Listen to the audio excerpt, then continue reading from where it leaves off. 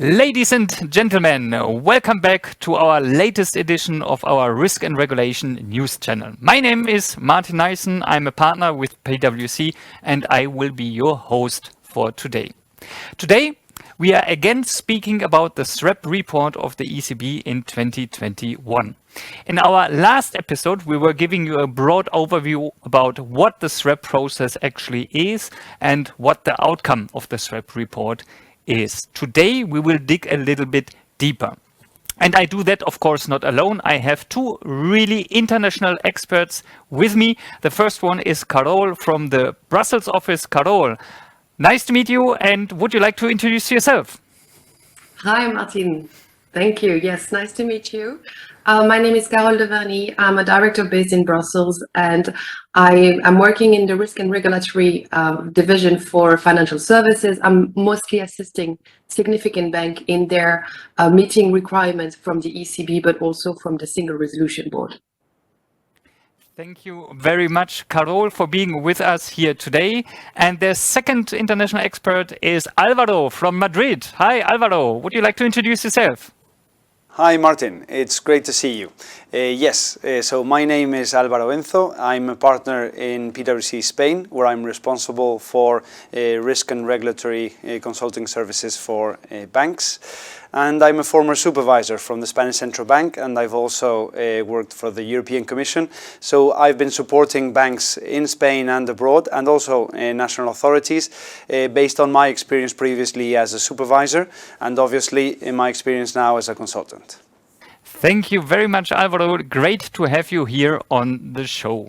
So let's start with the discussion of the SREP report 2021 of the ECB. As we heard in the previous episode, this was a full cycle SREP process. What that actually is and what the main output of the SREP is. Carole, could you give us here a quick overview? Of course, Martin. You might know that last year was a bit troublesome year for, the world. So that means that the ECB has decided to go for a different approach than the usual approach. In 2020, we had what we call a pragmatic SREP approach, meaning that the ECB had only focused on testing whether banks were sufficiently resilient to absorb the shock of the pandemic, but they did not go into the normal testing of the supervisory review and evaluation process. This process, under normal circumstances, like we knew in 2019, 18, 17 and before, but also for this year, is divided into 4 building blocks. Testing the business model of the banks, whether they are sustainable and that they manage accordingly to their business environment, whether they have sufficient governance and risk management in place to actually manage their risk and steer the organization in the right direction, but also assessments to the risk borne to the capital of the bank and to the liquidity of the bank. And for each of these categories, banks receive a score, and then it feeds into an integrated score. As the result of this ongoing process that is performed on a yearly basis for each institution, the banks receive not only an integrated score, but also potentially qualitative measures, so what they need to fix within the institution, and a capital amount. So either a Pillar 2 guidance or a Pillar 2 requirements that comes on top of the Pillar 1 capital that is required from the banks and translates the risk management, the risk borne by the institution. So what we see for this year, as I mentioned, it's a return to a full SREP process. And what is interesting is that if we look at the overall results, well, the SREP scores compared to 2019 as a reference year are grossly the same, and there's only a marginal increase in capital requirements, but 95% of the institutions under the ECB remit have received qualitative measures, meaning that they have to mitigate some risks within the institution. And that actually is very deeply focused this year on internal governance and risk management, with more than 25% of these measures, of the qualitative measures, targeting those 2 areas and covering 75% of the significant institution under direct remit of the ECB. So with regards to internal governance, ECB has raised mostly questions on the effectiveness of the management bodies and their collective suitability, their diversity, but also the fact that we have seen with a lot of our clients that there were a lot of questions on the fit and proper, and that some board members were reassessed by the ECB. The ECB is also pointing in the specific area of internal governance that there is not maybe sufficient attention paid to the independent control functions, being the risk function and the compliance function, with what they perceive as probably being an understaffing of those functions. And this is also something that we have seen with most of our clients, that the ECB is asking a lot of questions on how those functions perform and whether they have sufficient access to the senior management of the bank and are sufficiently listened to in order to actually manage the risks. And one of the important point regarding this independent control function is that it directly links into one other big concern area of the ECB, being credit risk management, and I think we'll have a chance to discuss that into more details a bit later. But we see that there is clearly a connection between those two dimensions of internal governance and risk management, and specifically linking to credit risk. And lastly, one of the big attention points also this year from the ECB is the fact that they perceive that banks do not have sufficient IT capabilities, specifically with regards to data management, management information systems, and data aggregation capabilities that actually are a key element for banks to be able to steer and manage. Thank you so much, Carole, for this first overview. You were mentioning one topic that the ECB is assessing, and that is the business model of banks. And I could imagine for an outsider, it sounds a little bit strange that a regulator or that a supervisor is assessing the business model of one company. That is something that we don't hear from anywhere else. Alvaro, you are an expert on this. Maybe you can say a few words about why is it so important for the ECB to assess the business model, and what were the outcomes regarding that dimension of the SREP? Absolutely, Martin. Actually, when I was a supervisor, this was one of our key areas of focus also, because the experience shows that while capital and provisioning levels, which are traditionally what is expected to be the focus of a regulator, are extremely important, if an entity is not viable, if it's not profitable, if the business model of that bank is not able to adapt to the changing circumstances in the economy, capital will eventually wear out. And this is what we observed actually in the previous crisis, taking the example of some countries where banks were recapitalized to very high levels and afterwards needed additional capital injections because they were not able to generate recurring earnings that would recapitalize the bank organically. So the supervisor is right in putting a very strong focus on the business model. We could say that that is the first buffer, that is the first line of defense, moving from governance now to a financial perspective, even before provisioning and capital, because a sound profit and loss account is obviously the best way to generate capital internally and to cater for additional provisions when they are needed. Surprisingly, actually, in the first years, the SSM was not too harsh, let's say, on business model assessment. The results we had seen were fairly stable, but this last supervisory cycle has been, I would say, more rigorous in this sense, and we've seen a significant increase in scores 3 and 4, obviously the worst buckets, which shows that the ECB is now more concerned. They've also highlighted this in their supervisory priorities, where they flagged, for example, the need to accelerate the digital transformation of the banks.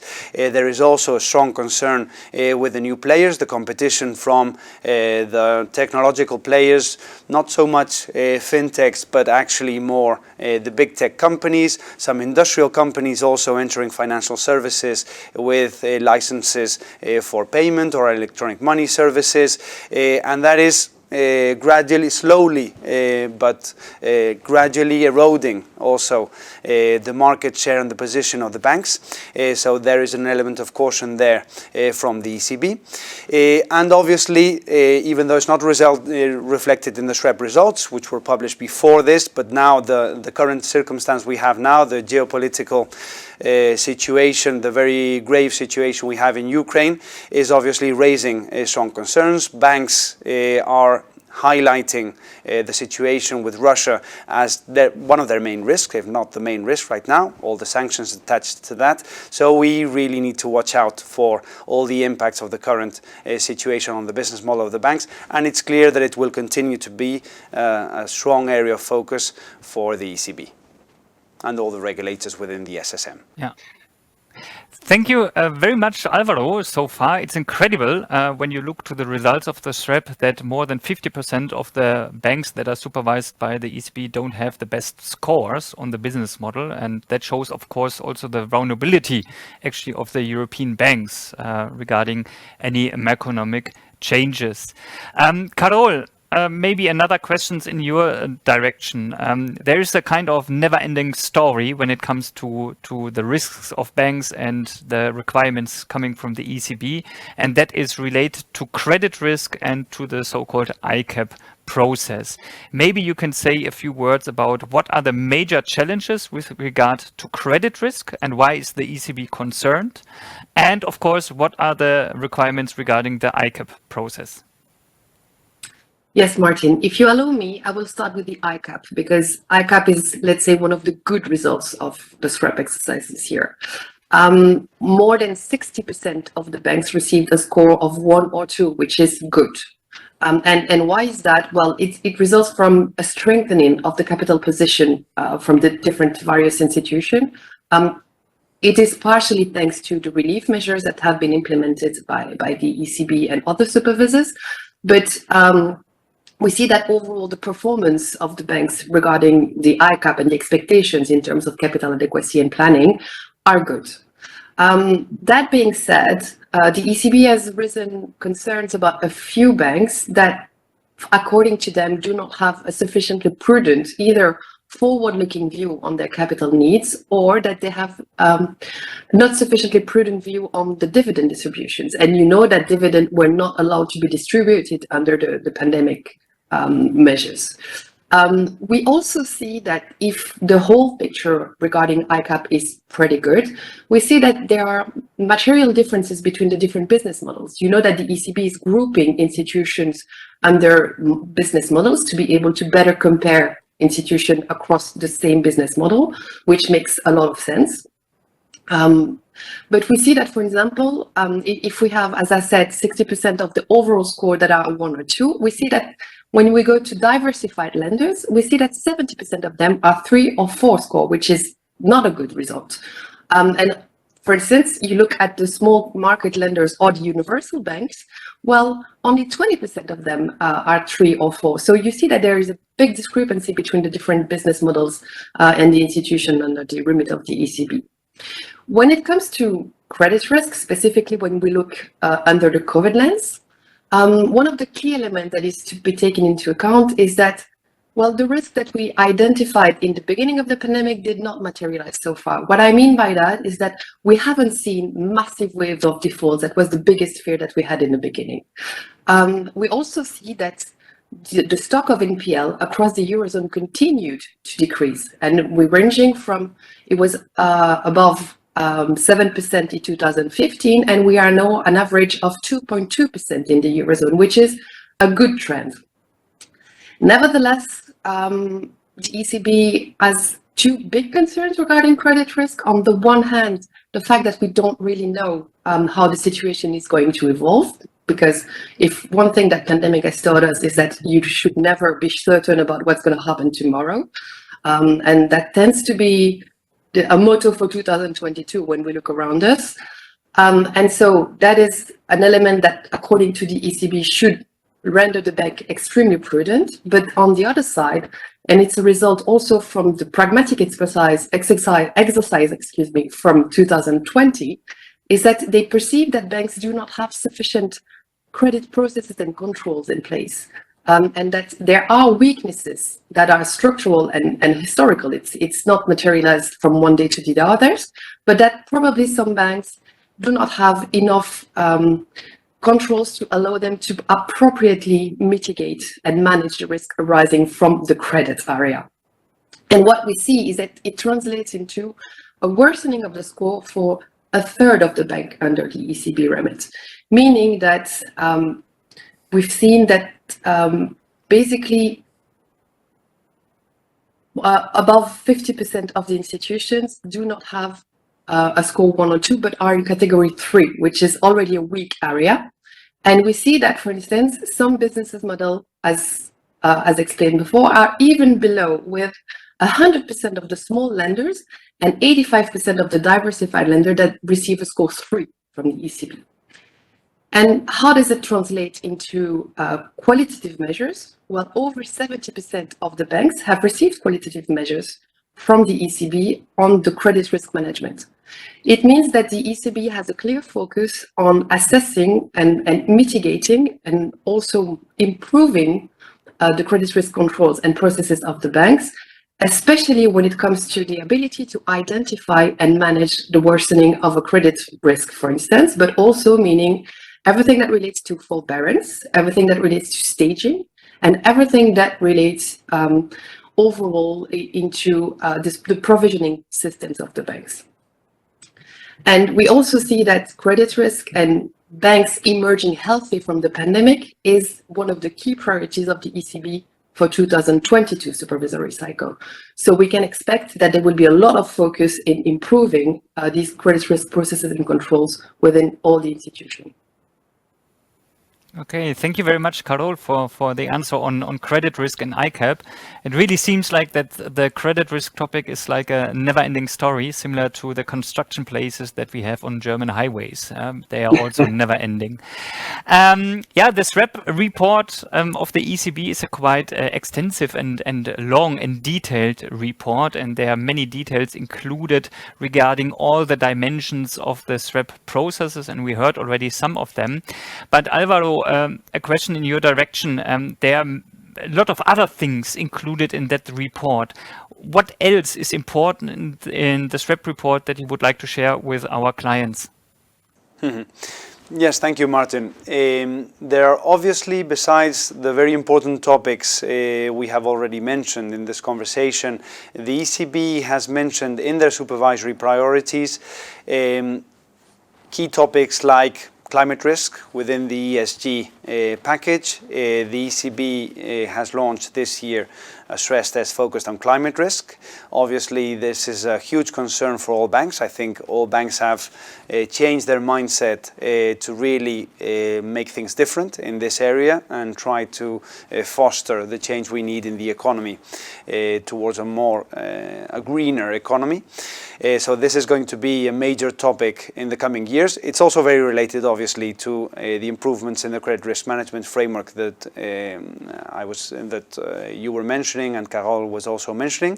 And what we are seeing also with clients, not only with financial institutions, but also with corporate clients, is that they very much discount, they know that this is coming and that the credit standards in the future are obviously going to take into account climate risk as one of the major areas of the assessment. Also, and more so with the current conflict we have with the war in Ukraine, cyber risk is a very big concern. It has been for the past years. We've seen different episodes of incidents, cyber attacks on different banks, or even operational problems. So the regulators worldwide have put a strong emphasis on this. Banks are making very heavy investments to improve their systems, to improve the security of their systems, and this will continue to be a big concern, more so, as I was saying, because of the possibility of attacks, intentional attacks, and not only operational problems. And what we hear in the conversations we maintain regularly with different supervisors is that this is very high on their agenda, in some cases more important than other more traditional risks, because of the potential impact that it may have. Also, another topic again, high on the agenda of the ECB is still internal governance, although Carole has talked extensively about this. I think it's important to highlight that we've seen a deterioration in the scores from the beginning, so right from the start of the direct supervision by the SSM, which is quite shocking. I think it's really the block that has deteriorated more. What we are seeing now in the conversations with our clients, with the banks, is that they have a tremendous number of requirements, qualitative requirements still on management of risk and governance. And as Carole was mentioning, the ECB is very insistent on improving the challenge, the oversight that the board needs to carry out. So we will continue to see bold actions from the ECB there.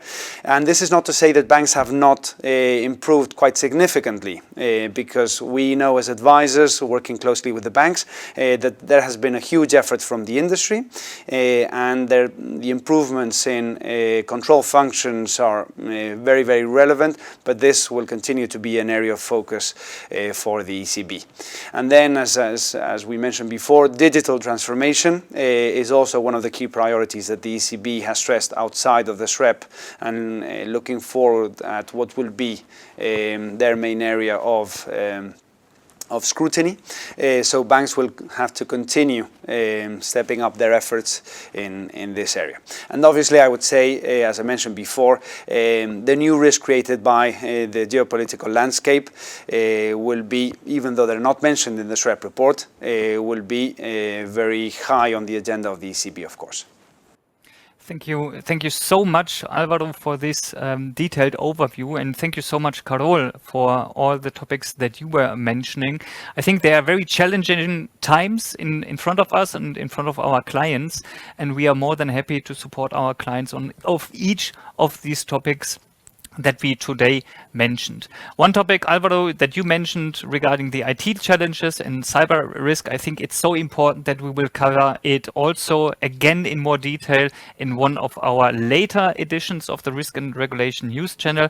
I would like to use the possibility and say thank you again to you, Carole, thank you, and Alvaro. It was really a pleasure to have you here on the show, and I hope that our viewers enjoyed the show and that you will join us also in our next episode.